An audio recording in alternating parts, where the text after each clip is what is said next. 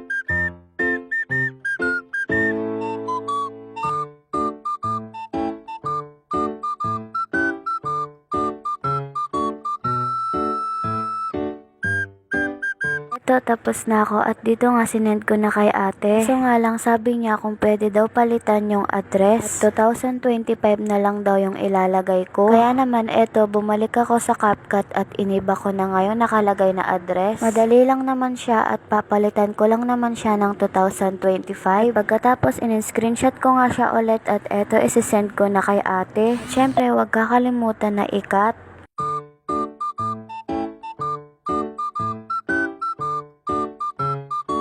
At eto na guys yung before at after.